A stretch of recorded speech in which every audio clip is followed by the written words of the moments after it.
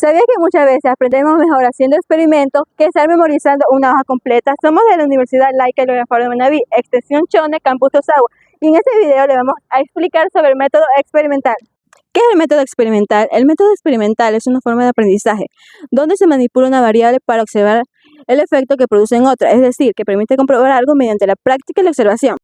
Asimismo, se diferencia del método científico. ¿Por qué? Porque el método científico abarca todo lo investigado, mientras que el método experimental solo observa hipótesis mediante prueba. También se diferencia del método descriptivo, ya que este método solo observa fenómenos, y el experimental demuestra causas y efectos. Además, una de las ventajas didácticas del método experimental es que permite que los estudiantes aprendan de una forma más práctica y sencilla, que no solo memoricen. Por ende, al aplicarlo en clase, los estudiantes comprenden mejor el tema. Además, hace que la clase sea más participativa, fácil y dinámica para que los estudiantes demuestren un excelente aprendizaje en su educación. Pasos del método experimental. Primero, la observación. En la observación se plantea el problema y la pregunta de investigación que se desea saber exactamente.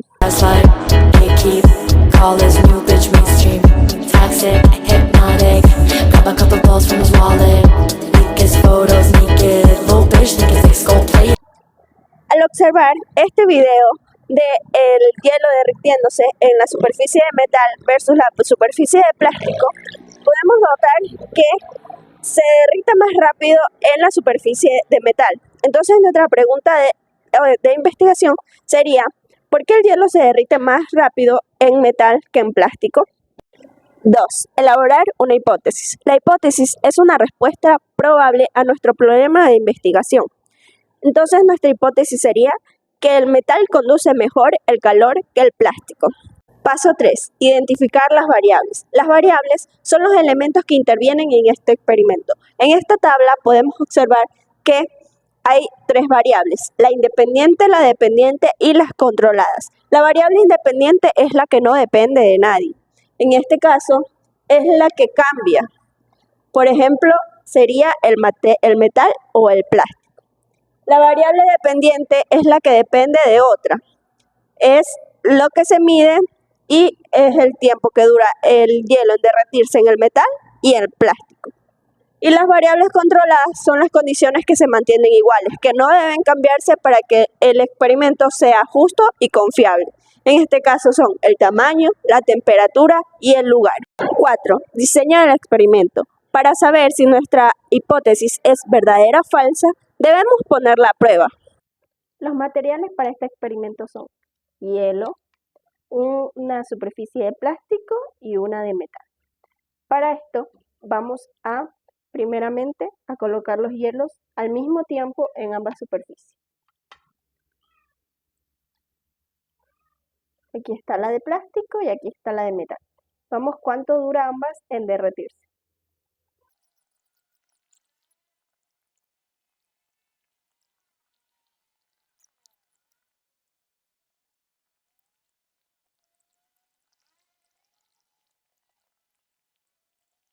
Y como pudieron observar, en la superficie de metal el hielo se derritió más rápido y en el de plástico aún sigue derritiéndose, demora más. Y en el de metal ya está casi derretido. Por último, para comprobar si nuestro resultado del experimento es confiable, lo único que debemos hacer es repetir este proceso varias veces. 5. Recolección y análisis de resultados. Los recursos estadísticos nos permiten registrar de manera simple lo que no podemos observar con claridad. Esto podemos registrarlos en el experimento del hielo derritiéndose mediante tablas o gráficos simples. Sexto y último paso, la conclusión. La interpretación de los resultados nos permitirá concluir si nuestra hipótesis es correcta o es errónea. Entonces, al observar este experimento, podemos deducir que el metal conduce mejor el calor que el plástico. Pues bien, ahora vamos a conocer sobre los errores comunes que se presentan al momento de realizar los experimentos escolares. Primer error, confusión de variables. Esta se trata de no saber diferenciar qué variable es la que se está cambiando en ese momento, dificultando la obtención de resultados. Segundo error, control de manejo. Este se trata de que Hay ciertos experimentos que no se deja tener un grupo normal para poder comparar las variables. Entonces, este grupo de control permite saber si este experimento tuvo o no tuvo un cambio. Como tercer error, tenemos las muestras pequeñas o una sola prueba. Cuando se realiza un experimento escolar, es necesario hacer varias pruebas para así tener mejores resultados y sean 100% confiables. Como cuarto error común, tenemos las variables de confusión o no controladas. Hay ciertos factores que influyen en nuestro experimento, incluso sin que nosotros lo notemos, alterando la precisión de los resultados y del experimento. Ok, ya sabemos cómo funciona el método experimental. Ahora imagina esto. El docente llega a clase impuntual, sin materiales de trabajo y sin saber qué enseñar. Obviamente el experimento sería un desastre, ¿verdad? Por eso existe la planificación didáctica, donde el docente debe tener claro el objetivo de aprendizaje. Es decir, qué los estudiantes deben aprender mediante el experimento. Después se organiza el tiempo, los materiales y principalmente las normas de seguridad. Porque no solo es aprender algo divertido, es aprender mediante prácticas. Un niño pequeño no aprende igual que un niño de secundaria o de bachillerato. Un niño pequeño aprende de manera visual y más sencillo el experimento. Por ejemplo, mezclando agua con azúcar o mezclando bicarbonato con agua. Por eso el niño aprende de manera más fácil. Un niño de bachillerato aprende ya más complejo, o sea, haciendo el pH de la col morada, viendo cuál es su sustancia química.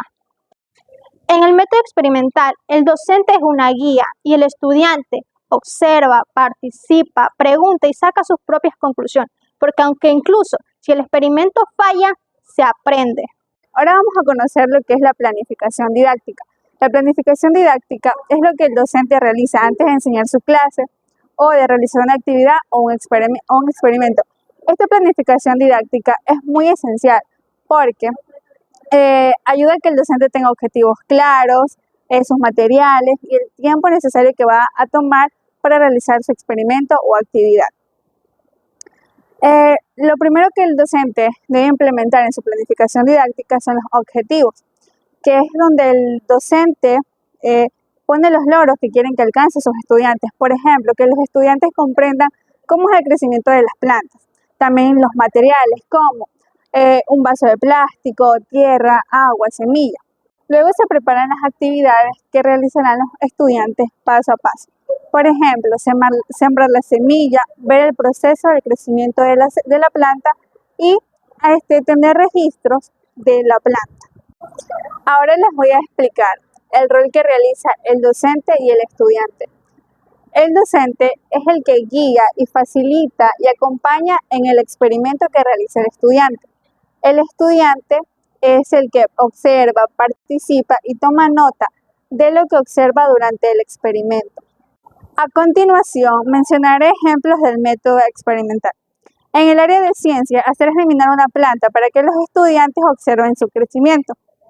En el área de matemáticas, medir objetos y comparar tamaños y cantidades. Y en el área de lenguaje, describir lo que observan durante el experimento. Por último, ¿cómo evaluar estos experimentos escolares? Para ello se puede utilizar una rúbrica para observar si el estudiante plantea bien o no la hipótesis. También si ellos realizan de manera organizada el experimento y si realiza conclusiones claras. También se evalúa lo que es el aprendizaje cooperativo, si los estudiantes trabajan de manera conjunta y si participan. Para ello se puede utilizar una bitácora, donde se van anotando cada uno de los pasos, los resultados del experimento y todas las observaciones del mismo. Muchas veces un experimento no sale como nosotros lo esperamos, pero esto puede ser útil. A esto se le llama error productivo, porque aprendemos de los errores. Para ello, nosotros vamos a buscar en qué fallamos y así poder buscar posibles soluciones para el experimento. En resumen, el método experimental permite que los estudiantes aprendan de manera participativa, dinámica y significativa, promoviendo la observación y desarrollando el pensamiento crítico en los estudiantes. El verdadero método de conocimiento es el experimento.